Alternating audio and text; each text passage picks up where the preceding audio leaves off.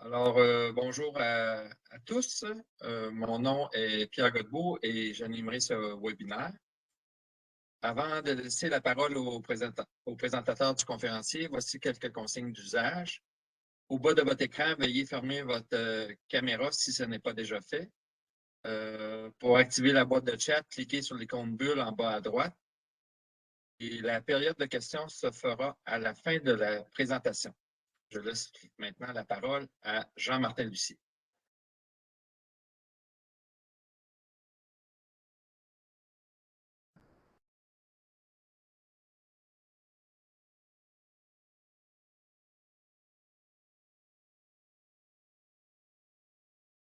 OK, le son est revenu.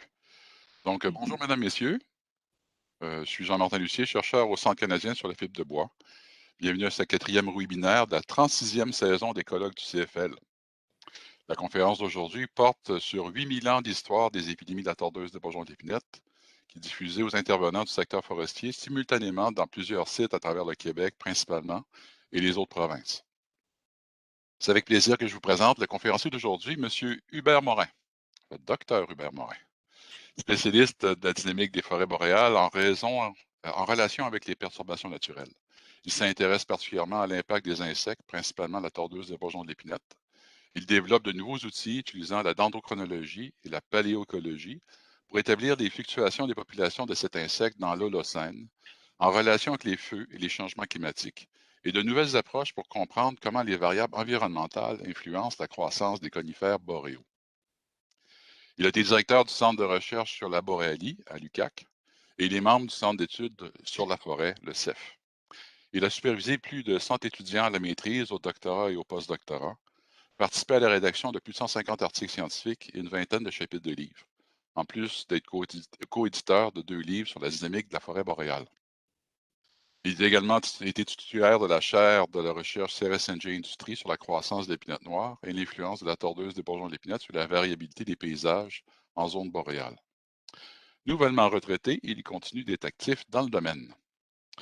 Sur une note plus personnelle, je voudrais saluer mon ancien directeur de thèse, qui a beaucoup contribué à forger le chercheur que je suis présentement. Pour vous dire comment la recherche d'Hubert a progressé quand j'étais étudiant au 20e siècle, il travaillait sur la chronologie des épidémies tordeuses sur les 150 dernières années, puis maintenant on est rendu à 8000 ans. Ça me donne un peu de vertige. Donc, au nom des centaines d'étudiants gradués qui sont passés entre tes pattes, Hubert, merci. Donc, je vous souhaite un bon colloque, puis je laisse maintenant la parole à Hubert. Merci beaucoup, Jean-Martin, pour la présentation. C'est avec plaisir que je vais partager un petit peu de ce qu'on fait. En fait, évidemment, il n'y a pas juste moi qui a travaillé là-dessus. Il y a beaucoup d'étudiants qui travaillent là-dessus et qui travaillent encore. Il y a plusieurs de ces résultats qui sont relativement préliminaires, là, donc, mais qui sont, je pense, intéressants. Donc, est-ce que vous m'entendez bien, M. Godbout? Peut-être me dire si tout est correct, là? C'est parfait. Tout va bien. OK, parfait. Parfait. Donc, 8000 ans d'histoire des épidémies de la TBE. Vous savez, en fait, j'ai pas vraiment besoin probablement de vous expliquer que les perturbations sont importantes en forêt boréale et la tondeuse, ça fait partie d'une des perturbations les plus importantes. Ça, c'est une image de la défoliation en 1977 lors de l'épidémie des années 80, 70, 80, 90. En fait, ça a duré assez longtemps. Et puis, cette épidémie-là a été très sévère, a ravagé beaucoup, en fait, de peuplements, principalement composés de sapins, puis ça a couvert l'ensemble de la forêt résineuse en 4 ans. C'était une épidémie explosive. Il y a eu beaucoup de pertes de bois, bois d'œuvre lors de cette épidémie-là. Et on sait que, donc, c'est évidemment très important. Puis on sait que les épidémies, d'une épidémie à l'autre, ils ne sont pas pareils. Ça, c'est l'épidémie actuelle qui fait plus ravage dans le nord du Saguenay-Lac-Saint-Jean et sur la côte nord, maintenant en Gaspésie aussi. Cette épidémie-là n'a pas eu une dispersion fulgurante comme l'épidémie des années 80, comme l'épidémie précédente. Ça a été beaucoup plus graduel. Elle peut être très sévère localement, mais il y a beaucoup d'endroits qui avaient été très affectés lors des épidémies des années 80 qui ont peu été touchés lors de cette épidémie-ci. Donc, on voit que d'une épidémie à l'autre, ça peut être très différent comme patron de dynamique épidémique. Puis ça, en regardant pourquoi c'est important de regarder dans le passé, bien, ça nous aide à mieux comprendre, par exemple, pourquoi est-ce que ces épidémies-là ne sont pas les mêmes d'une à l'autre, et puis quelle est la dynamique épidémique, puis quel est le niveau des populations qu'on peut atteindre aussi dans les derniers 8000 ans de tordeuses de bourgeons d'épinette. Un autre exemple d'un impact sur la paissière, ça c'est plus associé à la paissière noire puis à la forêt mélangée épinette-sapin, c'est-à-dire que le paysage qu'on a aujourd'hui, c'est le reflet des épidémies qu'on a eues au cours du 20e siècle. En fait, les 3 épidémies, celles du début du 20e siècle, du milieu du 20e siècle et de la fin du 20e siècle, ont beaucoup forgé la forêt actuelle. Et ces épidémies-là, dans la paissière, par exemple, comme ça entraîne une plus faible mortalité chez l'épinette noire, ben, on a la création d'ouvertures, puis ça nous donne des caractéristiques de vieilles forêts. Donc, ces vieilles forêts-là ont été modelées beaucoup par l'action des épidémies. Ça nous donne des forêts inéquoyennes, multi-étagées, avec bon nombre de chicots. Par contre, la question qu'on se pose, c'est, bon, ça, c'est causé par les épidémies du 20e siècle, mais est-ce que dans le passé, il y a eu des périodes où les épidémies étaient moins sévères? Est-ce qu'il y en a eu, premièrement? Puis qu'est-ce que ça pouvait donner comme forêt si, à ce moment-là, la tordeuse ne modelait pas le paysage comme lors du 20e siècle, par exemple? Ça, c'est un autre intérêt pourquoi on essaie de remonter dans le passé pour mieux comprendre cette dynamique-là aussi. Une autre chose qui est intéressante, c'est que on connaît bien les feux. Puis si vous parlez aux gens qui travaillent sur les feux, ils vont vous dire que dans l'avenir, avec les changements climatiques, on va avoir plus de feux. Fréquence, augmentation de fréquence, augmentation de sévérité, souvent, tout dépendant du climat qu'on aura. Puis si vous parlez aux gens qui travaillent sur les insectes, bien, on va avoir une augmentation des épidémies d'insectes. Plus d'épidémies possiblement, des épidémies plus sévères. En fait, qu'en est-il? Qu'est-ce qu'on pense qui s'est passé dans le passé? Qu'est-ce qui s'est passé dans le passé alors qu'on avait des temps, des climats plus doux souvent? Donc, qu'est-ce qui s'est passé? Est-ce qu'on a eu des épidémies sévères et des feux sévères? Comment s'est comportée la relation feu-épidémie dans le passé? Ça, c'est une autre chose qui peut être intéressante quand on regarde dans le passé. Ça, c'est un exemple de défoliation sur la Côte-Nord. Évidemment, ceux qui sont allés sur la Côte-Nord ont vu les effets très importants sur le paysage de la dernière épidémie de tordeux, en fait, l'épidémie qui est actuelle. Bon, vous le savez, son autre privilégié, c'est le sapin baumier. Puis l'évolution a favorisé un bon synchronisme entre l'éclosion des bourgeons puis l'émergence de la larve. Il y a un autre secondaire, l'épinette noire. En fait, la seule chose qui protège l'épinette noire de la défoliation par la tordeuse, c'est son manque de synchronisme avec l'éclosion des bourgeons et l'éclosion de la larve.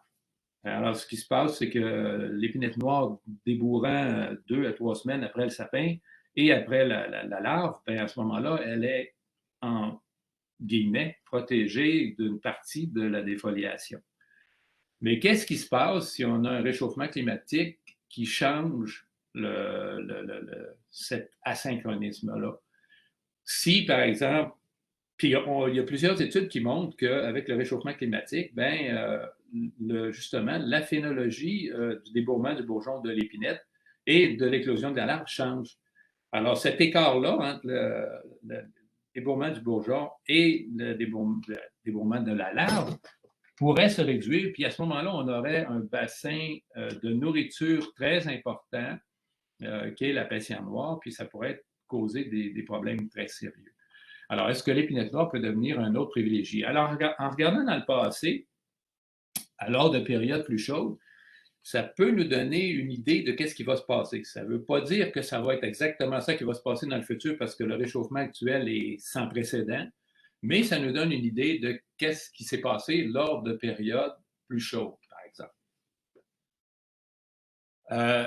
On a beaucoup de possibilités pour étudier la végétation et les feux au cours de l'Holocène. Puis ça m'a toujours fasciné, comment on était capable de reconstruire la végétation à l'aide des pollens, puis la fréquence passée des feux avec les charbons de bois qu'on retrouve dans les sédiments lacustres, qu'on retrouve dans les sols. C'est extraordinaire, tout ce qu'on peut comprendre en reconstituant cette dynamique-là. Le problème, c'est que qu'est-ce qu'on fait quand on veut étudier un insecte? Là, par exemple, on a un petit peu moins de possibilités. On utilise généralement deux méthodes. La dendrochronologie, on sait que quand un arbre est défolié, ben, ça s'est imprégné dans ses cernes de croissance. On est capable d'identifier ces périodes-là en regardant dans les cernes de croissance. Le problème avec ça, c'est que les arbres hôtes de l'insecte ne vivent pas très vieux. Alors, on a étudié des arbres morts dans les bâtiments, les vieux bâtiments, puis on a été capable de faire des chronologies de plus de 400 ans. Et puis maintenant, on utilise les arbres aussi qui sont engloutis dans les lacs. Et puis avec ça, ben, on a réussi à faire des chronologies qui dépassent maintenant 800 ans. Ça, c'est intéressant. On commence à pouvoir comparer plusieurs siècles d'épidémies, alors qu'avant ça, on avait quand même 4 siècles à comparer. Maintenant, on peut avoir un petit peu plus de siècles à comparer. Ça commence à être intéressant, mais je ne vous parlerai pas de ça aujourd'hui. Mais si vous voulez que je vous en parle, vous pourrez me réinviter, puis je vous en parlerai un petit peu plus tard. Mais aujourd'hui, je voudrais parler de la paléoécologie. Comme je le disais tout à l'heure, ça m'a toujours fasciné qu'est-ce qu'on était capable de faire avec les charbons de bois. Par exemple, pour le feu, c'est très bien connu, la fluctuation de la fréquence des feux dans le temps. Par contre, pour un insecte, on n'avait pas jusqu'à maintenant de moyens. Alors, on a tenté quelques expériences, quelques nouvelles approches, dont l'analyse macrofossile. Il y a des auteurs qui ont utilisé la capsule céphalique pour retracer, mais c'est utile et ils ont utilisé avec succès. C'est utile surtout pour dater des événements. Comme par exemple, est-ce qu'une épidémie a eu lieu avant un feu? Puis si on retrouve des capsules céphaliques sous les charbons, par exemple, ça peut nous indiquer qu'il y a eu une épidémie avant un feu, c'est un exemple. Mais le problème avec ça, c'est que les capsules céphaliques, la tordeuse a 6 stades larvaires, mais probablement qu'on peut retrouver les capsules céphaliques peut-être des 2 derniers stades. Ça veut dire que même s'il y a quand même beaucoup d'individus, ça ne fait pas beaucoup de pièces par individu qu'on peut retrouver. Donc, on s'est dit, pour qu'un proxy soit intéressant, autant du côté de l'analyse macrofossile que de l'analyse palynologique, c'est intéressant que ce proxy-là soit produit en grande quantité. Alors, ceux qui se promènent en forêt résineuse quand il y a de la défoliation, ils savent très bien que les fesses de tordeuse des bourgeons d'épinette ou les crottins de tordeuse, c'est produit comme une pluie. Ça tombe comme une pluie quand il y a de la défoliation dans un peuplement. Donc, c'est produit en très grande quantité. Les larves de tordeuse dans les derniers stades larvaires, c'est des machines à bouffer, puis c'est des machines aussi à faire des fesses.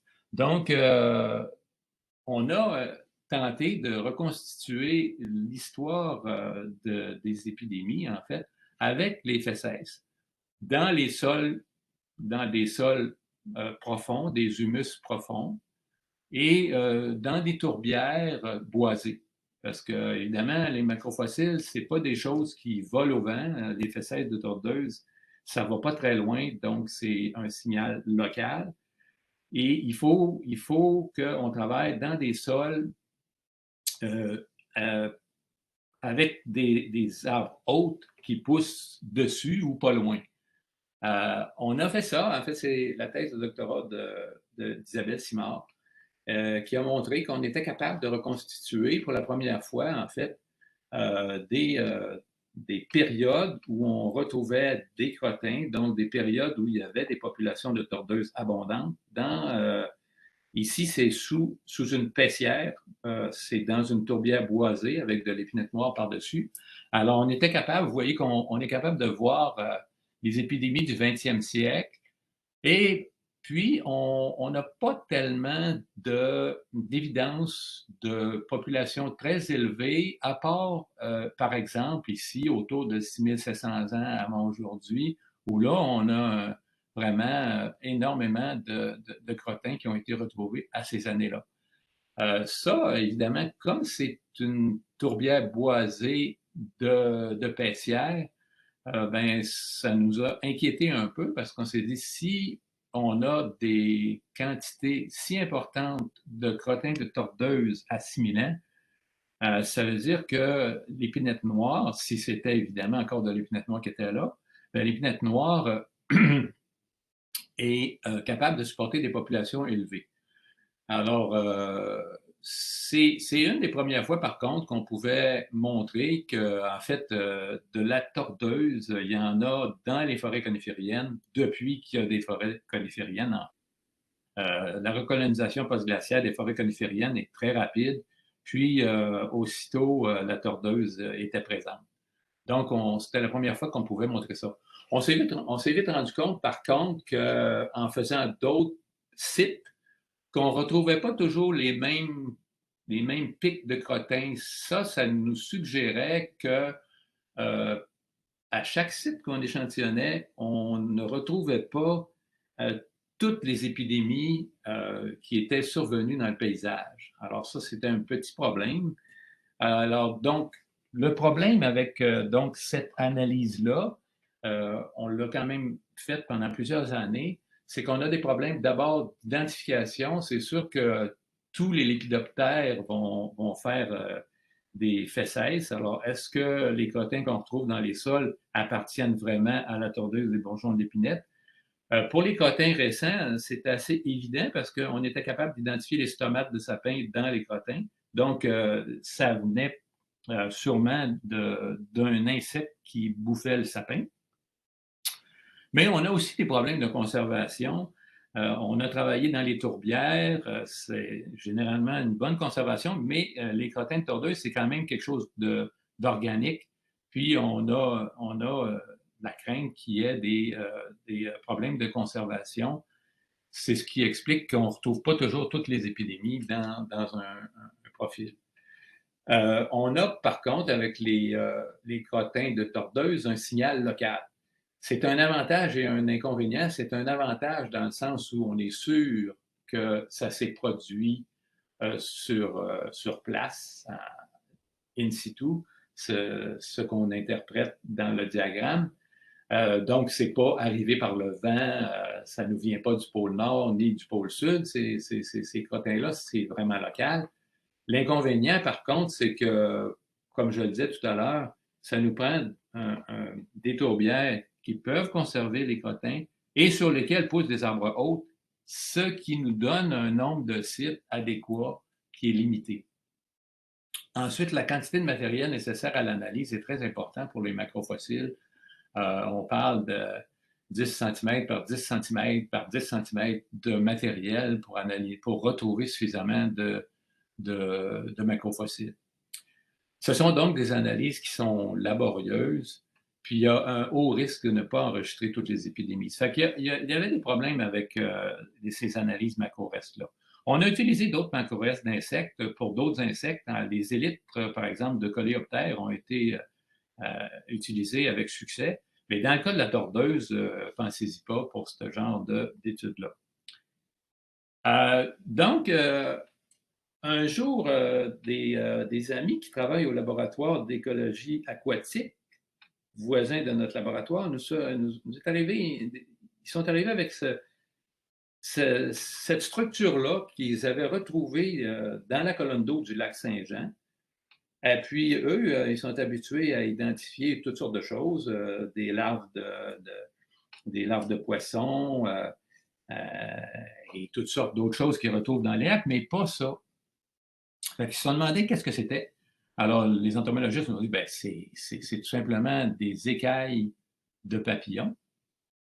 Puis là, quand on m'a dit ça, en voyant ça, ça a fait un déclic dans ma tête. écailles de papillon. La tordeuse, pendant une partie de son cycle de vie, est en papillon pour s'accoupler puis éventuellement mourir. Donc, on devrait, si on est capable de retrouver des écailles de papillon dans la colonne d'eau de l'immense lac Saint-Jean, on devrait être capable de retrouver des écailles de papillons dans des lacs qui sont entourés de forêts défoliées par la tordeuse. Ça fait que là, effectivement, en regardant, puis évidemment, une petite chose qui est très importante, c'est que les écailles d'ailes de papillon, ou même de papillon, parce qu'il n'y en a pas juste sur les ailes, c'est un proxy qui a toutes les caractéristiques idéales. D'abord, les papillons, lors d'épidémies, sont produits en grande quantité. Vous voyez l'odeur qui est en train de ramasser. En fait, ce n'est pas de la sciure de bois, c'est des papillons de tordeuse empilés qui ont été attirés par la lumière dans une usine à Bécomo. Et puis, on les ramasse. Ça, c'est pendant, évidemment, le stade de reproduction et l'épidémie, cette épidémie-là, la dernière épidémie. Alors, ils sont produits en très grande quantité, les papillons. Puis en plus, chaque papillon peut porter environ 150 000 écailles. Ce qu'il faut spécifier aussi, c'est que cette écaille-là est composée de chitine. C'est un matériel qui est assez résistant à la décomposition. Ce fait que on s'est dit donc que on pouvait retrouver dans les sédiments des écailles donc de papillons. Ça, c'est des papillons qu'on retrouve sur les lacs là, quand les papillons finissent de se reproduire puis qu'ils meurent, ben là, ils se déposent un peu partout dans la forêt, évidemment, ou sur les lacs qui sont entourés de forêts défoliées. Ça fait que on a regardé dans les sédiments, puis oui, on a retrouvé des écailles de papillons dans les sédiments. Puis une petite anecdote, c'est que j'en ai souvent parlé à plusieurs palynologistes, Pierre Richard, par exemple, et ils n'avaient jamais trouvé dans leur collection ces structures-là. Puis c'est peut-être un peu normal parce qu'évidemment, quand on prépare des analyses polliniques, on les soumet à des acides forts pour se débarrasser de la matière organique, pour ne garder que les pollens, qui sont des structures très résistantes. Ces structures-là, malgré qu'ils se conservent bien à cause de la chitine, c'est des structures assez diaphanes, c'est des structures délicates. Et probablement qu'on les éliminait avec cette préparation-là. Aussi, si notre œil n'est pas bien habitué à trouver ces structures-là dans des sédiments, c'est assez difficile de les remarquer. Ils sont translucides souvent. Puis donc, ça prend une certaine formation avant de reconnaître les écailles dans les échantillons. Donc, on a développé une nouvelle technique pour extraire les écailles du sédiment. Là, je vous fais grâce de cette technique-là. Ce n'est pas une technique très compliquée pour extraire les écailles du sédiment. Donc, on en retrouvait des écailles dans les sédiments. Mais évidemment, c'est bien beau de retrouver des écailles dans les sédiments, mais si ces écailles-là dans les sédiments prennent 100 ans avant de rejoindre le sédiment, ben ça ne nous donnera pas une chronologie très fiable. Donc, on a fait une petite expérience pour savoir combien de temps ça pouvait prendre à une écaille de rejoindre le fond du lac. Alors, c'est l'expérience de la piscine Canadian Tire. On a tout simplement pris une centaine de papillons de tordeuse qu'on a mis sur l'eau de la piscine. On a imaginé aussi un petit dispositif qui fait des vagues, en fait, pour simuler les vagues qu'on a sur un petit lac. Puis on a regardé dans des pots maçons dans le fond de la piscine, est-ce qu'on retrouvait... ça prenait combien de temps aux écailles à rejoindre le fond de la piscine? Ça, c'est la maîtrise d'Émile Tremblay. Alors, on s'est vite aperçu que c'était très rapide. En fait, c'est une question de jours. Alors même, je dirais, dans les 10 premiers jours, les écailles avaient rejoint déjà le fond de la piscine. Alors, c'est très rapide. On peut imaginer que dans un petit lac aussi, ça va être assez rapide. Alors, ce qu'on a fait aussi pour continuer cette idée-là, c'est que, bon, comment on peut relier le nombre d'écailles qu'on retrouve dans le fond des lacs à la défoliation qui se retrouve autour des lacs? Alors, ce qu'on a fait, c'est qu'on a imaginé un petit dispositif expérimental où on avait quelques lacs dans des sites défoliés depuis plusieurs années, très défoliés, quelques lacs situés dans des sites moyennement défoliés, puis quelques lacs situés dans des sites où il n'y avait aucune défoliation. Et puis, ce qu'on a mis dans ces lacs-là, c'est des trappes à sédiments. En fait, on a mis une trappe à sédiments dans le milieu du lac, une autre sur le bord du lac, pour voir s'il y avait des différences entre le milieu et le bord. Et on a récolté ces trappes à sédiments-là avant la reproduction de la tordeuse, avant l'émergence des papillons, et après l'émergence des papillons pendant 2 ans. Maintenant, ça fait 4 ans qu'on fait ça. Et puis, qu'est-ce que ça donne? En fait, c'est que ici, on représente ça en taux d'accumulation des écailles. C'est plus facile à comparer à ce qu'on retrouve dans les sédiments. On a une relation, en fait, directe entre le niveau de défoliation annuelle des arbres qui sont autour du lac et la quantité d'écailles qu'on retrouve dans les lacs. Donc, le nombre d'écailles qu'on trouve dans le fond d'un lac, c'est un bon reflet de l'importance des populations, je dirais, autour des lacs. Alors, on a continué encore dans la même veine avec le doctorat de Marc-Antoine. Ça, c'est une partie du doctorat de Marc-Antoine. Dans les mêmes lacs, on a fait, dans ces mêmes lacs-là, on a fait une chronologie, la dendrochronologie des épidémies pour chacun des lacs. Puis, on a relié les périodes épidémiques recensées dans la chronologie des épidémies, chronologie dendro, à ce qu'on retrouvait dans le fond des lacs. Puis qu'est-ce qu'on voit, c'est que quand on compare le nombre d'écailles retrouvées dans les sédiments superficiels, qui sont datés au plomb, indique une correspondance avec 70% de la présence-absence d'épidémie. Autrement dit, quand on retrouve une épidémie, mettons en 1980, autour de 1980, dans un lac, on va la retrouver aussi avec les écailles. Puis quand on n'en retrouve pas, bien, on n'en retrouvera pas dans les écailles. Et ça, c'est 70% de succès, si vous voulez, de comparaison. On trouve ou on ne trouve pas. Oui. Si c'est possible de masquer, là, il y a comme un écran en bas. Oui, bien, j'essaie d'y aller, mais avec mon pointeur, je ne suis pas capable. Il ne va pas. Je vais arrêter le laser, OK? S'il vous plaît. Je vais le remettre. Peut-être, ouais, OK, là, je vais enlever ça. Merci. Oh, désolé, parce que là, j'ai arrêté de partager. OK, je vais revenir au partage. Est-ce que ça va, là, comme ça? Oui. Vous revoyez bien la présentation? Oui. OK, bon. On est rendu au bioclimatique domaine.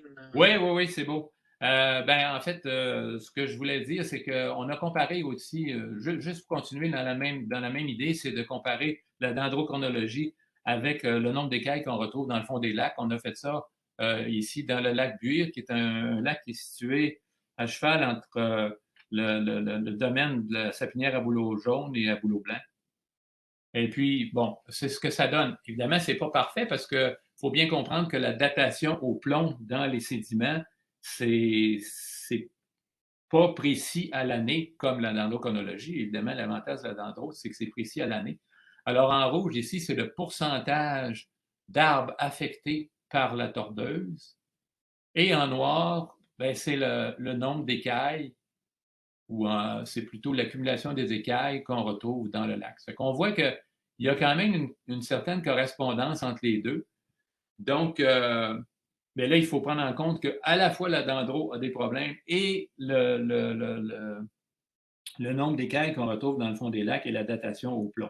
Mais quand même, c'est très encourageant comme résultat. Mais là, évidemment, vous allez me dire, c'est bien beau de retrouver des écailles dans le fond des lacs, mais il n'y a pas juste la tordeuse qui fait... tous les lépidoptères font des écailles. Ce qu'on a fait pour essayer de mieux comprendre si on trouvait spécifiquement des écailles de tordeuse dans le fond des lacs, on a comparé 3 espèces qui peuvent devenir épidémiques en forêt boréale, donc Coristonura fumifranal, Lambdina ficellaria et Malacomosa distria. On a essayé de faire une espèce de classification par les morphotypes. Alors, c'est Lionel Navarro et Anne-Elisabeth, lors de sa maîtrise, Lionel Navarro, lors de son doctorat, ont essayé de faire une espèce de clé d'identification des écailles de papillons de la tordeuse. Le problème, évidemment, avec ça, pour travailler avec les morphotypes, c'est que d'abord, chaque papillon a comme vous le voyez, possède des formes très différentes pour un seul papillon, et puis entre les papillons aussi, et entre les espèces, ben, des fois, c'est pas si évident que ça. Il y a Malacomosoma distria, qui est un petit peu plus facile à différencier des deux autres parce qu'elle a vraiment vous voyez ici, des pointes très marquées. Mais souvent, quand on retrouve les écailles, bien, on n'est pas capable de les identifier. Quand on retrouve une écaille dans le sédiment, automatiquement, on prend une photo de l'écaille, puis on la met dans une banque de données. Puis c'est ce qui nous permet d'essayer de les identifier. Il y a plusieurs écailles qu'on n'est pas capable d'identifier parce qu'elles sont communes aux 3 espèces, souvent, ou encore elles ne se présentent pas très bien dans la photographie pour qu'on puisse identifier. Ça fait qu'il y a beaucoup d'écailles qu'on n'est pas capable d'identifier. Par contre, on est capable de discriminer quand même, comme vous le voyez ici, c'est plus facile de distinguer Malacosoma distria des autres. Par contre, il y a un nuage où on a quand même une ressemblance. En fait, on n'est pas capable de différencier la plupart des écailles. Ça fait qu'on ne répond pas à 100% à la question du problème de l'identification. Par contre, ce qui nous conforte là, dans l'interprétation de nos pics d'écailles, c'est comme je vous l'ai montré tout à l'heure, on a quand même une bonne correspondance entre le nombre d'écailles qu'on retrouve dans les lacs et la défoliation autour des lacs. Puis aussi, ben, on se fie sur le fait que la tordeuse, c'est quand même un des seuls insectes à produire les populations aussi abondantes dans toute la forêt boréale. On peut possiblement, par exemple, avoir l'importance d'une autre de Lambdina ficellaria, par exemple, autour d'un lac, puis qu'on enregistre ça pendant 1 an ou 2. Mais dans l'ensemble des lacs qu'on échantillonne, on est confiant que c'est surtout de la tordeuse. Puis pour pallier aussi à ce problème-là, ben on a, dans le cas de la thèse de doctorat de Lionel Navarro, on a identifié les plus gros pics qu'on retrouvait dans les sédiments. On a pris toutes les écailles qu'on avait dans ces pics-là, puis on les a passés, et la majorité, effectivement, qu'on était capable d'identifier, appartenait à la tordeuse. Évidemment, il y a du jugement à faire du côté de l'identification, c'est sûr. Puis là, ben, lors du PhD de Hugues Thérault, lui a eu l'idée aussi d'utiliser la génétique.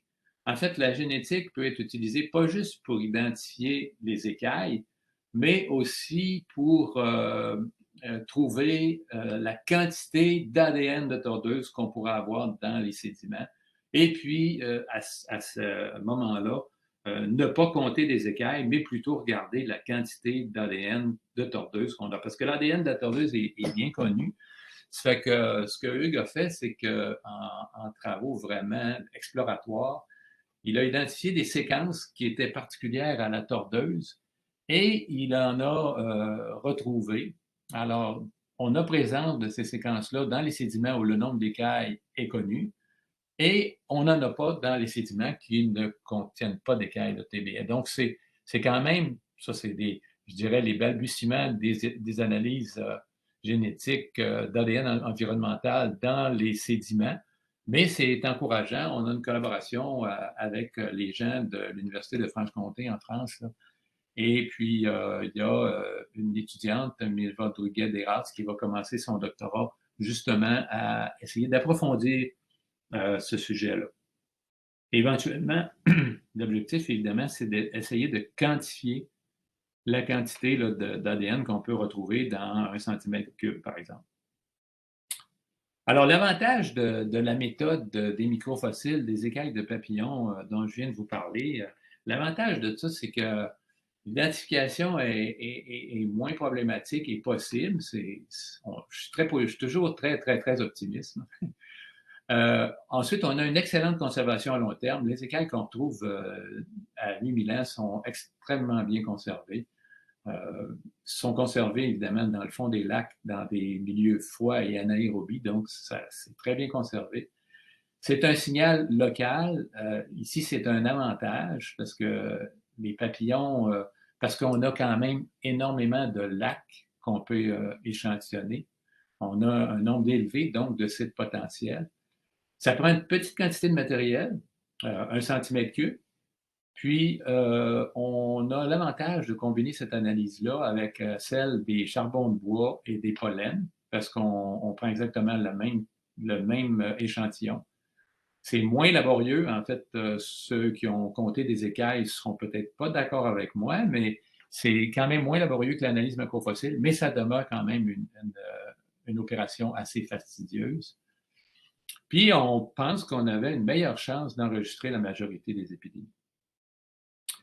Alors, voici la façon dont on échantillonne les écailles. C'est en fait en même temps qu'on échantillonne les pollens et les charbons de bois dans le fond des lacs. C'est donc un échantillonnage des sédiments dans le fond des lacs.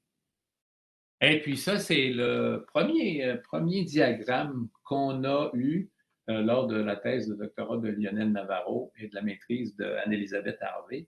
C'est la première reconstitution, je dirais, complète, parce que là, on avait quand même pas mal plus de pics épidémiques que lors des analyses macrofossiles. Donc ici, je ne parlerai pas en longueur de ce graphique-là sur lequel vous ne voyez pas grand-chose. Juste vous montrer que ça, c'est les écailles de tordeuse. Vous voyez qu'on en a quand même une bonne quantité jusqu'au fond.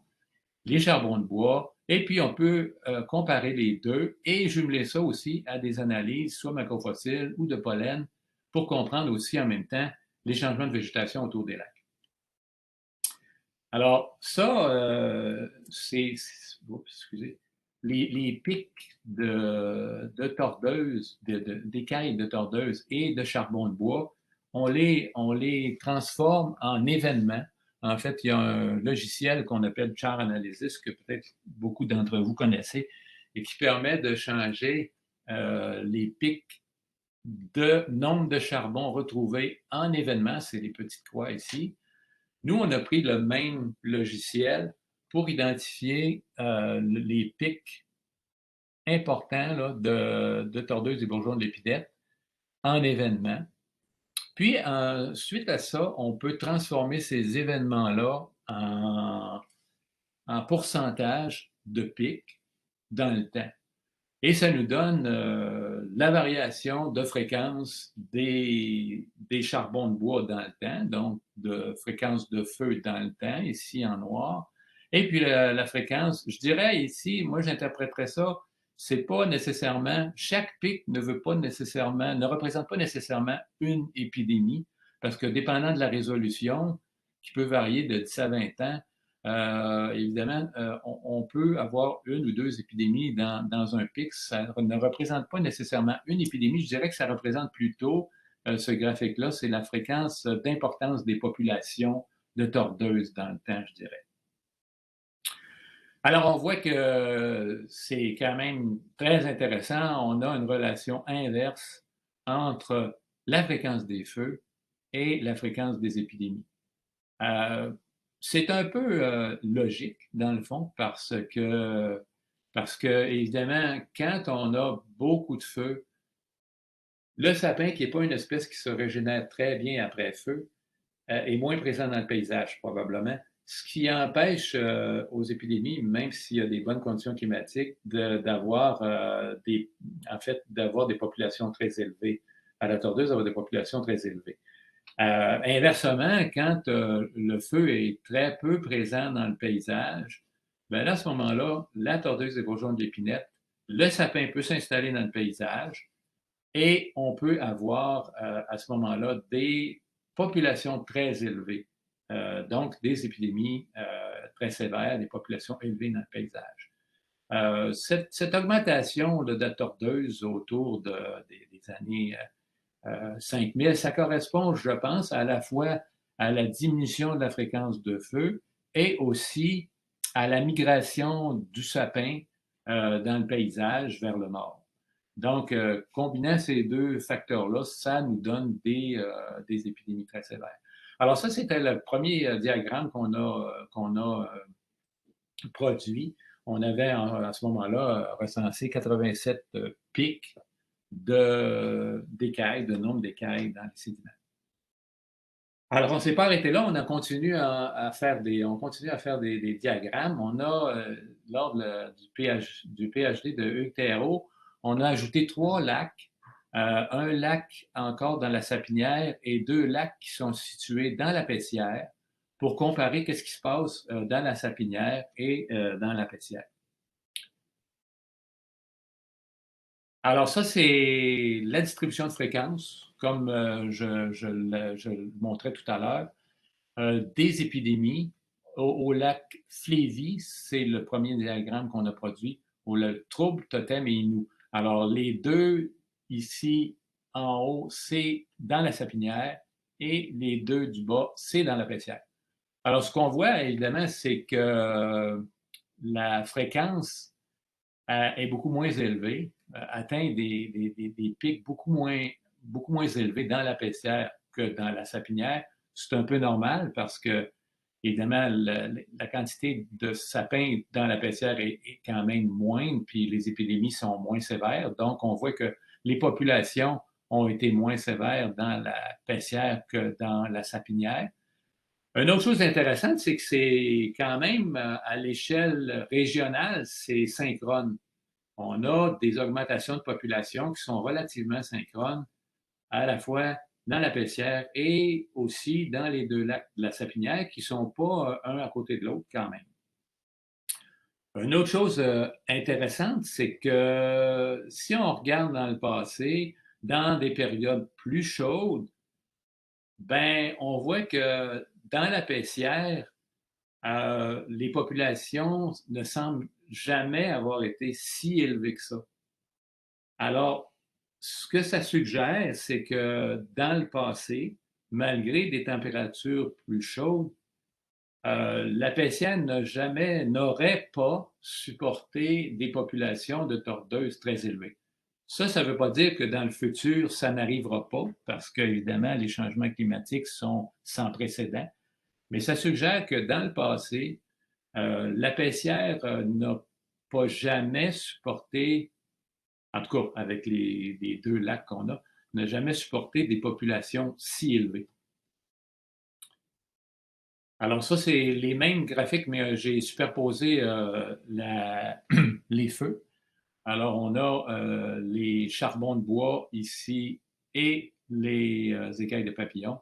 Alors vous voyez que de façon générale, dans tous les lacs, cette relation inverse est toujours maintenue. C'est rare qu'on a à la fois des populations élevées de tordeuses et élevées de charbon ou de feu. C'est très rare qu'on a ça. On a généralement une relation inverse pour des raisons que je vous expliquais tout à l'heure. Puis, comme ils sont relativement synchrones, bien, comme je vous disais, ce pic d'épidémie, en fait, je dirais, de niveau de population élevé dans la Sapinière, c'est probablement causé à la fois par la diminution de la fréquence des feux et l'augmentation de l'augmentation, c'est-à-dire la migration du sapin vers le nord. Et il y a Marc-Antoine Leclerc aussi qui a travaillé dans un lac, le lac Guire. J'ai montré sa localisation tout à l'heure. C'est un lac qui est à cheval sur la sapinière à bouleau jaune et la sapinière à bouleau blanc. Puis on observe des choses intéressantes qui ne sont pas encore complètement expliquées. On a toujours ce pic d'augmentation de population autour de 5000 ans, là, qui, comme je le disais tout à l'heure, correspond à une chute dans la fréquence des feux et probablement à la migration du sapin. Mais dans ce graphique-là, ce qui est un peu hallucinant, c'est l'asynchronisme frappant entre les feux et la tordeuse de bourgeon de l'épinette. Et c'est le cycle qu'on observe dans ce graphique-là. En tout cas, il y a plein de choses là, qui restent à expliquer. Ce sont des résultats qui sont tout chauds, je dirais. Et puis, on a quand même énormément de choses encore à exploiter avec ces résultats-là, à comprendre aussi. Bon, comme je viens de le signaler, il reste quand même beaucoup de travail à faire. Je pense que la méthodologie des écailles de papillons, jumelée à d'autres méthodologies comme l'identification des charbons, les pollens, ça peut nous amener beaucoup d'informations. Avant ça, la seule perturbation qu'on pouvait reconstruire et dont on pouvait évaluer la variabilité dans le temps, c'était le feu. Puis tout l'aménagement écosystémique était basé là-dessus.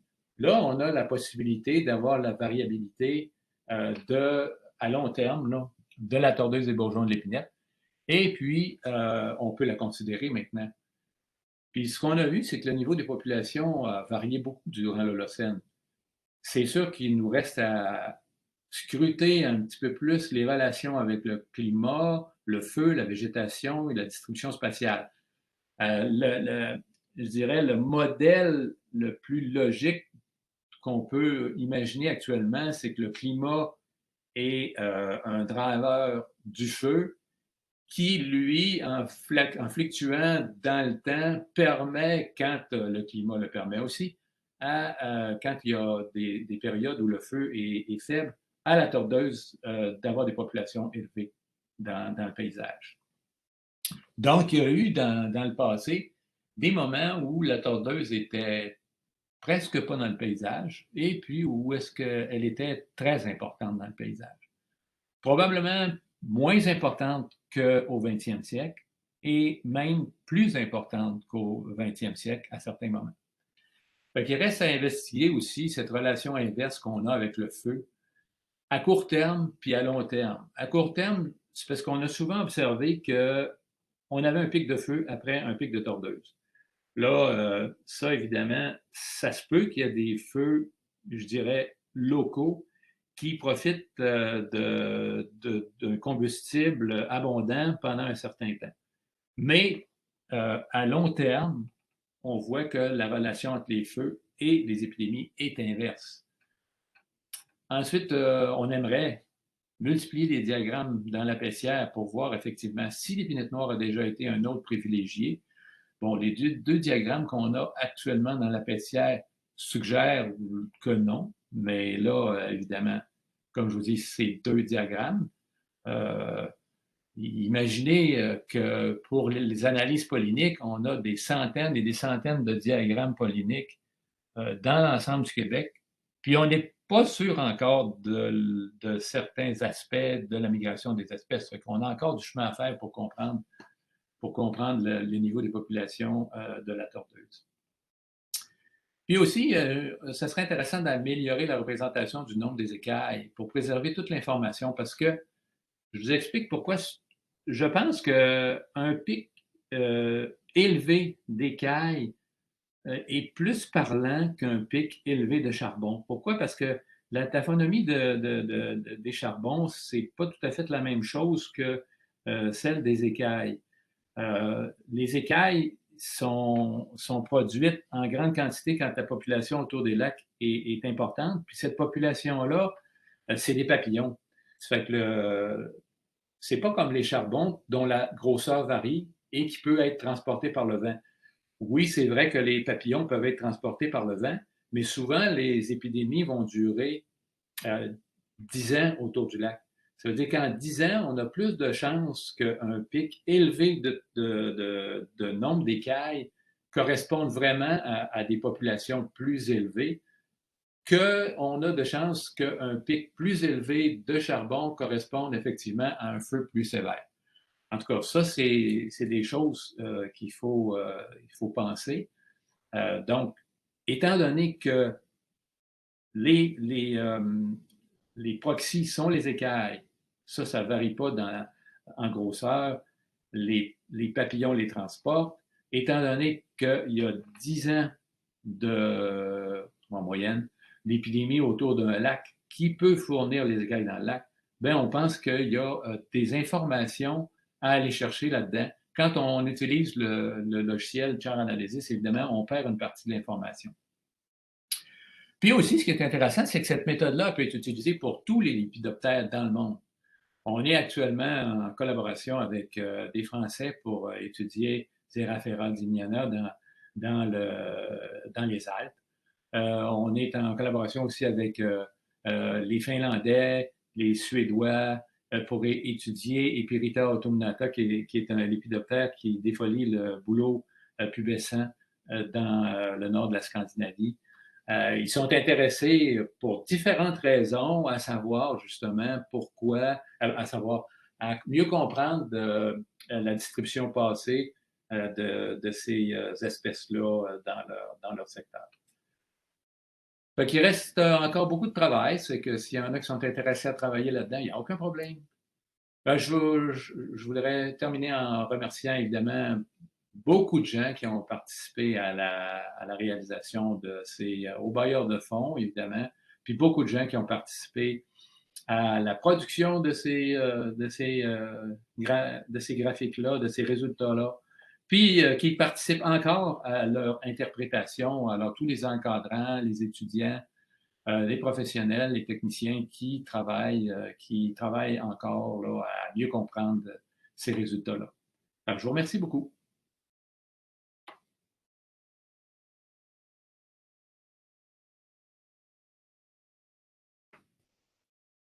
Alors, merci, M. Morin. Vous pouvez arrêter le partage d'écran si vous voulez voir les participants. Oui, un instant, si je peux arrêter quand même donner mes petites consignes. Alors, je suis Pierre Godbout, j'animerai la période de questions. Vous pouvez tous maintenant activer votre vidéo si vous le désirez. En passant, je vais mettre prochainement l'adresse dans le chat. Donc, pour les ingénieurs forestiers, entre autres, si vous désirez obtenir une attestation de formation continue en lien avec le règlement sur la formation continue obligatoire des ingénieurs forestiers du Québec, merci d'écrire à l'adresse qui va vous être fournie là, dans le chat. En nous précisant votre demande, nous allons probablement avoir une petite procédure plus automatisée pour les prochains colloques. Alors, comment procéder pour poser une question? Vous pouvez poser votre question directement avec le micro de l'ordinateur en cliquant à droite de votre nom dans la liste des participants et sélectionner l'icône « Main levée ». Lorsque je vous nommerai, vous n'aurez qu'à enlever votre mode sourdine en cliquant sur l'icône « Micro » après avoir posé votre question. S'il vous plaît, vous remettre en mode sourdine. Nous souhaitons que vous posiez une question à la fois, autant pour donner la chance aux conférenciers de bien répondre à votre question et de laisser la chance à tous de poser leurs questions. Si vous préférez poser votre question par écrit, utilisez la boîte du chat, sélectionnez l'icône en forme de bulle en bas à droite pour l'activer si ce n'est pas déjà fait. Dans les deux cas, nous vous demandons de vous identifier clairement en donnant votre nom et l'organisation que vous représentez. Alors, la période de questions est maintenant commencée. Je sais qu'il y en a dans la boîte de chat. Donc, je vais faire le trafic pour les premières. Et vu que Jean-Martin avait une question. Donc, Hubert, à ton avis, combien de générations d'arbres seraient théoriquement nécessaires pour qu'il y ait un changement génétique de la phénologie de l'épinette noire dans le cas d'une pression évolutive des changements climatiques très hypothétique? Il a ajouté, c'est une question un peu banale, désolé. Banal, banal. En fait, peut-être que tu as une réponse aussi valable que la mienne. Parce que combien de générations? En fait, c'est la phénologie, quand on travaille, quand on réchauffe, en fait, des semis d'épinette noire, dès la première génération, la phénologie change. Là. Et effectivement aussi, on avait réussi à faire changer la phénologie des arbres in situ quand on réchauffait les sols. La phénologie de l'ouverture des bourgeons changeait déjà. Ça fait que ça change, en fait, ça change rapidement, mais de combien, ça, on ne le sait pas. Puis je pense aussi qu'il y avait DIPA, qu'il y avait Pursoiran, là, chez vous, qui a étudié des. En fait, le changement climatique, elle avait étudié des faces nord, faces sud là, des sapins, là, puis elle montrait que effectivement, la phénologie du débourrement du bourgeon s'effectuait quand même assez rapidement. Monsieur Morin, si c'est possible d'arrêter le partage, peut-être? Vous avez arrêté le partage Oui. si vous avez accès?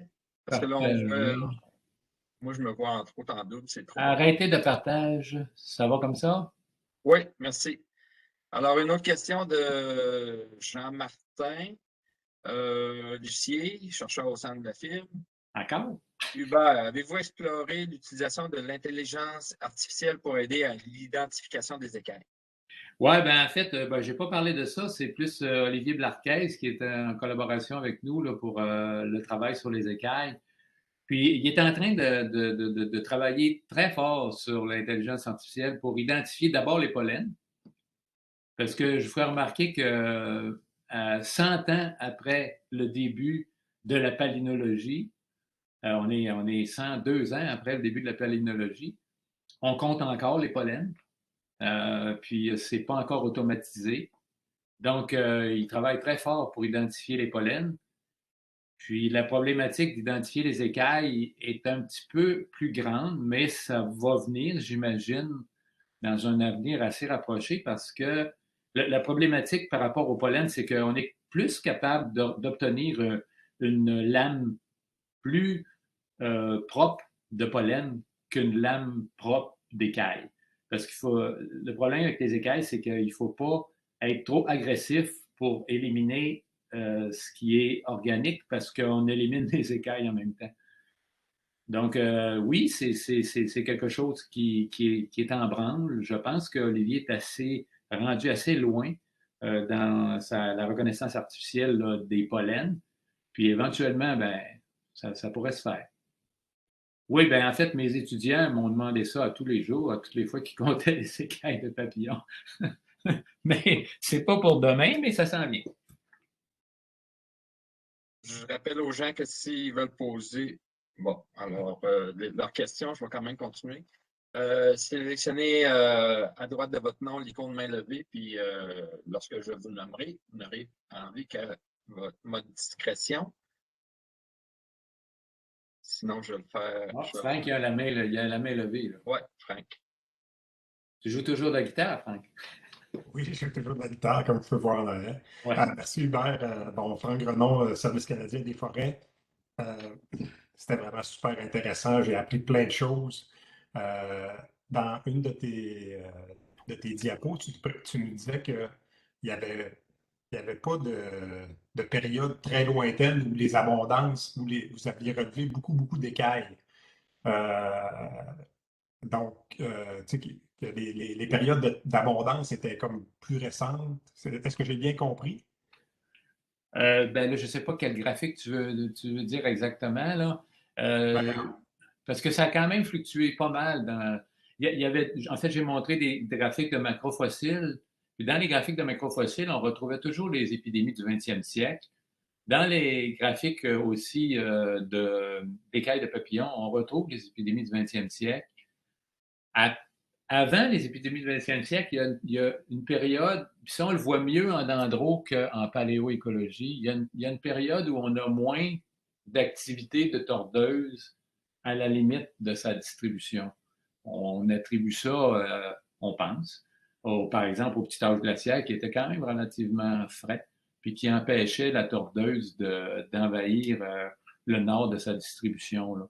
Je me demandais, tu sais, ces écailles-là dans les sédiments, là, est-ce qu'ils sont éternels? Tu sais? Et puis, est-ce que notre capacité à les détecter dans des périodes qui sont plus lointaines, où leur abondance relative n'est pas aussi un signal de leur décomposition progressive, ce qui fait qu'on en retrouve peut-être moins plus on va loin dans le Ben temps? oui, c'est toujours la question qu'on se pose, mais à partir du moment où le sédiment est anaérobique, on dirait que tout stoppe, là, la décomposition arrête. Les écailles qu'on a retrouvées qui ont 8000 ans sont aussi belles que les écailles qu'on retrouve dans les trappes à sédiments qui ont été produites l'année d'avant. OK. Ils sont pareils, là. Ils perdent leur couleur un peu, là. Bon, ils sont pas très colorés, les écailles de la tordeuse, là, mais ils perdent ils viennent un peu plus translucides, mais ils sont d'une conservation vraiment étonnante. C'est vraiment très, très, très bien conservé. Puis, on a identifié des pics qui ont 6000 ans, 5000 ans, donc un nombre important d'écailles à ces moments-là aussi. On a été surpris nous-mêmes par l'excellente conservation là, de ces microfossiles-là, vraiment. Excellent, merci pour la précision. Ça amène, ça ferme cette porte-là. Merci.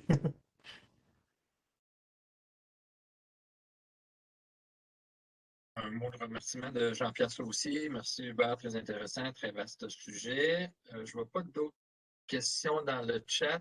Jean-Martin a sa main levée, donc vas-y Jean-Martin. C'est étonnant, mais ça me stimule. Hubert, dans une des premières diapositives, tu montres la carte de distribution de la tordeuse présentement, puis ce qui m'a frappé, c'est comme une coupure sur le bout de la pointe de Gaspésie. Est-ce que c'est un artefact ou c'est réel?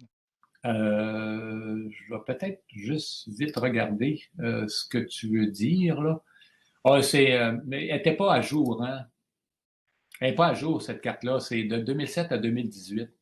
OK. Ça veut dire que là, actuellement, 2020, la carte de 2022, je suis vraiment paresseux. Je n'ai pas pris la peine de la compléter, là. Mais probablement que c'est juste que c'était pas à ce moment-là rendu là. Mais tu vois qu'il y a des petits points. En fait, c'est complètement coloré rouge, par exemple, dans le parc de la Gaspésie, là, où c'est vraiment très intense, là. Puis tu as des petits points aussi plus à l'est. Puis j'imagine que là, maintenant, c'est rouge au complet, là. J'imagine. Sur le site du MFFP, normalement, là, tout est à jour. Ouais, ben c'est ça. On peut aller voir sur le site du MFFP. Là, je ne suis pas allé voir. Je ne l'ai pas complété. C'était juste pour donner un exemple là, des différences qu'on a d'une épidémie à l'autre, au niveau de la dispersion, au niveau de l'importance de la surface que chaque épidémie va couvrir. On a une autre question, Pascal, donc s'il vous plaît, vous nommer et... Oui, bonjour, Pascal Auger, Service canadien des forêts. Vous avez abordé la question là, que les épidémies étaient différentes d'une à l'autre là, selon les époques, là. Puis est-ce que vous avez une idée pourquoi actuellement, là, il n'y a pas encore le nord de Québec, là, le parc des Laurentides, n'est pas encore touché là, par la présente épidémie? Donc, les analyses paléoécologiques ne peuvent pas répondre à ces spécificités-là, là. Puis, les analyses dendrochronologiques nous aident un peu plus à mieux comprendre d'une épidémie à l'autre qu'est-ce qui se passe, mais il y a tellement de variables qui peuvent intervenir pour expliquer pourquoi est-ce que la réserve de Laurentides, qui a été fortement affectée par l'épidémie des années 80, l'a été peu lors de cette épidémie actuelle. Bon, certains vont hypothétiser que, bon, étant donné justement qu'elle a été fortement affectée dans les années 80, on a des peuplements en meilleure santé, plus vigoureux, qui sont moins affectés maintenant. Puis l'épidémie actuelle a affecté des peuplements qui avaient peu été affectés lors de l'épidémie des années 80, comme par exemple sur la Côte-Nord. Et aussi parce que ce qu'on remarque aussi de l'épidémie actuelle, c'est qu'elle se produit aussi plus au nord que ce qu'on... Fait qu'il y a quand même une foule de choses qu'on peut tenter, pour lesquelles on peut tenter d'expliquer ça. Mais j'ai pas de réponse définitive là, pour expliquer complètement ce phénomène-là. Okay. C'est vraiment... Moi, ce que j'ai vu aussi en étudiant la dendrochronologie, c'est que généralement, quand on a une épidémie explosive très sévère, comme l'épidémie des années 80, dont vous vous souvenez possiblement, là, selon votre âge. Évidemment, si l'épidémie qui va suivre l'épidémie très sévère est généralement moins répandue, peut-être sévère localement, mais moins répandue que l'épidémie précédente. Fait que ça, on a un exemple. L'épidémie du début du siècle, des années 1914, a été extrêmement sévère, très sévère. Puis ensuite, on a eu une épidémie dans les années 50 au Québec qui a été moins sévère. Puis l'épidémie des années 80 qui a été très sévère. Et celle-ci, qui est sévère localement, mais qui se répand de façon moins rapide dans le paysage. En fait, ça explique pas grand-chose, mais c'est une constatation qu'on a pu observer. Merci bien. Alors, Vincent, tu peux y aller avec la question? Oui, bonjour Hubert, bravo pour la présentation, très intéressant. J'aimerais savoir, tu as parlé du Vincent Roy, Université du Québec. Donc, tu as parlé tout à l'heure du lien entre le feu et le sapin, dans le fond, en disant que lorsqu'il y a beaucoup de feu, bon, évidemment, ça ne favorise pas le sapin. Mais est-ce que votre résolution temporelle vous permet de faire l'analyse inverse, à savoir comment les épidémies tordeuses ont généré des peuplements avec beaucoup de mortalité et donc des peuplements plus vulnérables au feu? Avez-vous cette résolution-là qui vous permet de quantifier ou de voir un peu le lien de façon intuitive? On se doute bien que oui, là, mais est-ce que vous l'avez mesuré à quelque part? Bien, en fait, on ne l'a pas mesuré encore, on l'a constaté. Ce que j'ai dit tout à l'heure, puis ce que je vais dire encore, c'est que ça demeure encore à analyser plus en détail. On a souvent observé qu'après un pic d'écailles, on a un pic de charbon. Bon, là, ça suggère que la génération de bois, de bois mort peut temporairement faciliter l'émission de feux, mais qu'on pense plutôt locaux, parce qu'il faut bien penser que la tordeuse, c'est un défoliateur. Puis, ce qui fait qu'un feu va avoir une grande conflagration, puis va se répandre dans le peuplement, c'est les aiguilles qu'il y a dans les arbres. Ça fait que s'il n'y a plus d'aiguilles dans l'arbre, parce qu'il a été défolié, ben là, oui, ça peut peut-être favoriser les feux, ce qui va faire un pic de charbon, parce que ça va être un feu autour du lac. Mais est-ce que ça va donner un immense feu? Il y a peu de possibilités parce qu'il n'y a pas d'aiguille qui va permettre la propagation. Tu vois, il y a deux aspects. Oui, je pense que on peut relier ça. On n'a pas encore tout analysé nos échantillons. Hein. Je ne peux pas te dire, dans 80% des cas, on a observé plusieurs fois qu'on avait un pic de charbon qui suivait un pic d'écailles. Maintenant, je ne sais pas la fréquence dans toutes les analyses qu'on a faites, il faudra voir. Mais si effectivement c'est le cas, moi je pense que ça serait plutôt ça. C'est vrai que ça peut favoriser l'émission parce qu'il y a beaucoup de matériel au sol qui peut être asséché et selon les conditions, ça peut s'enflammer. Mais de là à donner des conflagrations importantes puis faire des feux de cime, ben, c'est peu probable parce qu'il n'y a pas d'aiguilles qui vont permettre ça. Ce qui fait que la relation inverse à long terme, c'est pas en contradiction avec un pic de charbon qui suit un pic d'écaille. Est-ce que je suis assez clair? Oui, c'est bon. OK. Merci. Encore du temps pour d'autres questions.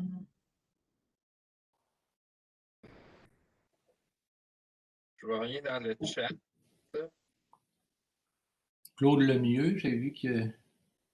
Ah ouais.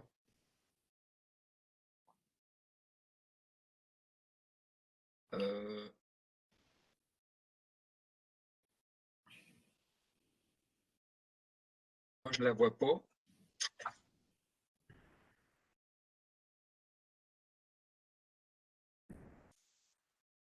Christian, Christian. question? Bonjour Hubert, ça va bien? Oui, ça va bien, toi? T'es surpris que tu ne poses pas de questions, là? Ben là, je partenais un peu, mais j'ai appris plein de choses. C'est toujours fort intéressant. Non, mais... Félicitations. mais j'ai même appris il semble que tu es paresseux. Tu as dit ça tantôt, puis ça, j'avais jamais imaginé ça de toi. Là. Ah, j'ai bien des défauts. Regarde, je me demandais, quand vous échantillonnez, parce qu'on voyait une photo où vous étiez sur un lac, Oui. comment vous échantillonnez ces sédiments-là sur un lac? Est-ce que je ne suis pas un hydrologiste, mais quand il y a des tordeuses qui se promènent dans l'air et puis qui meurent, bien évidemment, ils peuvent se déposer un peu partout et Oui. sur les lacs. Mais une Oui. fois déposés sur les lacs à cause des déplacements de masse d'eau, est-ce qu'ils ont plus tendance à se retrouver en périphérie des lacs ou au Oui. contraire en plein centre? Comment optimalement échantillonner ces sédiments-là? Comment vous procédez? Oui. Bien, c'est une très bonne question. Puis on s'est posé la question, puis j'ai oublié de le dire dans ma présentation. Quand j'ai présenté la thèse de maîtrise de Amy, on avait mis des collecteurs des trappes à sédiments, en fait. On avait mis sur le bord des lacs, puis dans le centre du lac, pour savoir si on avait des différences.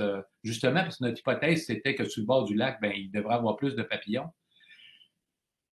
Par contre, les gens qui travaillent sur les pollens vont dire, ben non, ça va être dans le milieu du lac parce que, ben, d'abord aussi parce qu'on a une carotte plus profonde, c'est plus intéressant de remonter plus loin.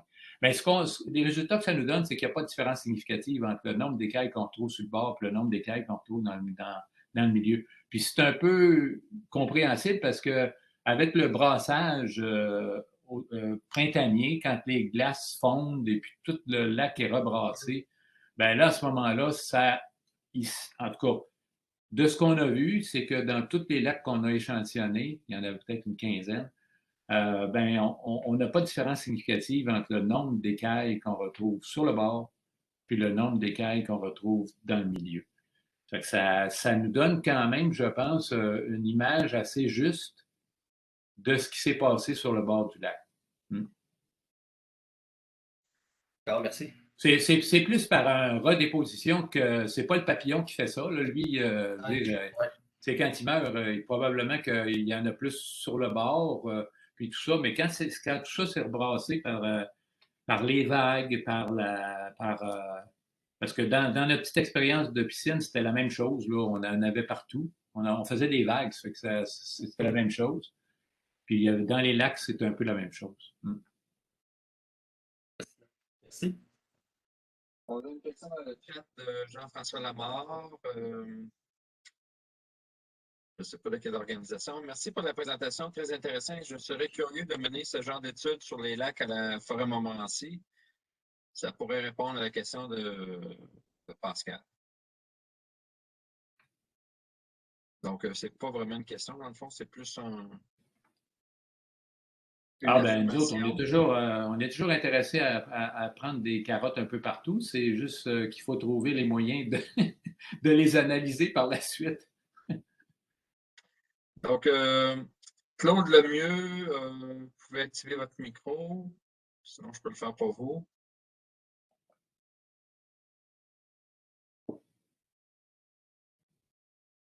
J'avais écrit ma question dans le chat là, en marge. Puis, je ne sais pas si vous la comprenez, ma question. Je n'ai pas eu de réponse. Je l'ai vu passer, mais moi, j'ai pas le contrôle de ça. Ben, je m'excuse, M. Lemieux, là, je suis en train de tout regarder. Je ne sais pas quand est-ce que vous l'avez posé. Peut-être vous l'avez, je ne sais pas si vous l'avez posé à tout le monde ou moi, je ne la vois pas. J'ai posé à Donc, Hubert Morin uniquement. Et Ah, attendez un peu, je vais essayer de voir. c'est ça qu'il ne faut pas faire. C'est pas grave. Peut-être juste faire un copier-coller, puis je vais pouvoir le lire, là. Claude Lemieux, c'est ça? Oui. OK. Au début de votre présentation, vous abordez la synchronisme du débourrement des bourgeons, sapins, versus. Êtes-vous toujours en mesure de démontrer que l'asynchronisme, de débourrement des bourgeons de sapins versus épinettes ira en s'amenuisant avec les changements climatiques? En fait, je pense qu'il y a des gens du CFL qui ont travaillé spécifiquement là-dessus et des gens aussi de l'Université du Québec à Chicoutimi qui ont travaillé sur le. Puis oui, ils voient qu'il y a l'asynchronisme, il s'amenuise. Jusqu'à un certain point, ben pour le moment, on ne le sait pas, là, mais oui, effectivement, quand il fait plus chaud, l'épinette débourre plus tôt. Et bon, comme le débourrement de la tordeuse aussi suit ça, mais il y a plusieurs études qui ont travaillé spécifiquement là-dessus, montrent ça. Moi, ce qu'on a trouvé dans les études qu'on a fait, c'est que au cours des derniers 10 000 ans, les deux diagrammes qu'on a faits montrent que dans la paissière, donc pour l'épinette noire, il semble que la paissière comme telle n'a jamais supporté des populations de tordeuses aussi élevées que dans la sapinière. Ça suggère donc que les populations, même si la synchronisme s'est amenuisée, dans le passé, il semble que la tordeuse n'a jamais envahi la paissière. Il semble. Mais comme je l'ai dit, ça, c'est sur 2 diagrammes qui sont dans la paissière. Maintenant, est-ce que c'est ça qui va se passer dans l'avenir? Ben, ça, on ne le sait pas parce que le changement, le réchauffement est sans précédent. Ça veut dire que même si on regarde lors de l'épisithermale, puis on voit que la tordeuse n'a pas envahi la paissière, ça ne veut pas dire qu'elle ne le fera pas dans l'avenir, mais ça suggère juste que dans le passé qu'on peut voir, ça ne s'est pas produit.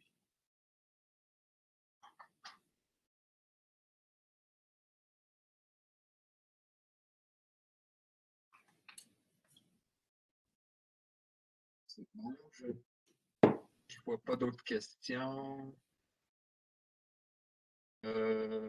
Dernier petit tour. Dernière chance.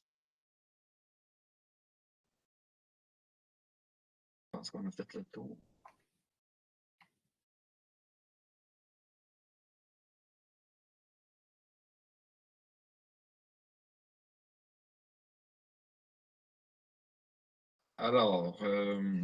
Alors, merci beaucoup, M. Morin, pour votre présentation. 8000 ans d'histoire des épidémies de la tordeuse des bourgeons d'épinette.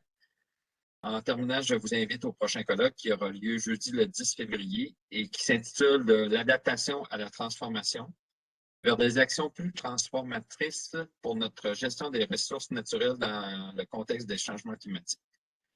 Le conférencier sera Guillaume Peterson-Saint-Laurent, conseiller principal en politique à Environnement et Changement climatique Canada.